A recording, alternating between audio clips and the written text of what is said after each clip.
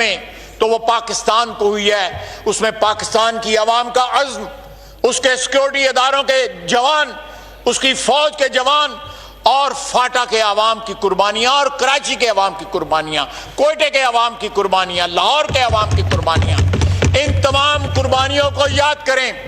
اور آپ پشاور کے عوام کی قربانیاں، کے پی کی فرنٹ لائن ہمارا صوبہ تھا.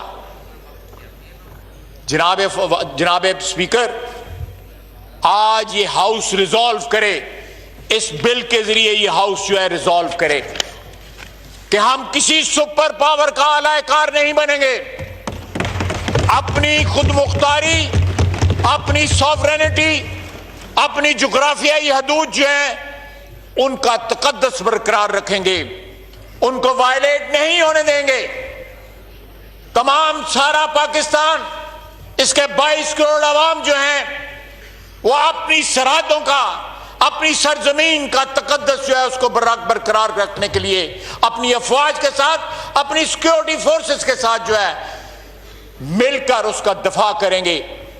یہ ایک مقدس فریضہ ہے جو آج اس بل کے ذریعے جس کا ہم ایک تجدید کر رہے ہیں، عہد کی تجدید کر رہے ہیں.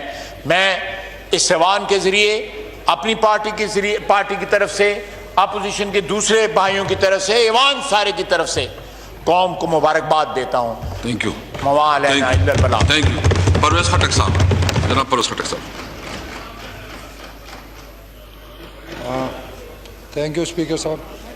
اسپیکر صاحب، سب سے پہلے میں تھوڑی سی روشنی ڈالوں گا کہ ہمارا جو فاٹا ایریا ہے جس کو ہم علاقہ غیر کہتے تھے، آج اس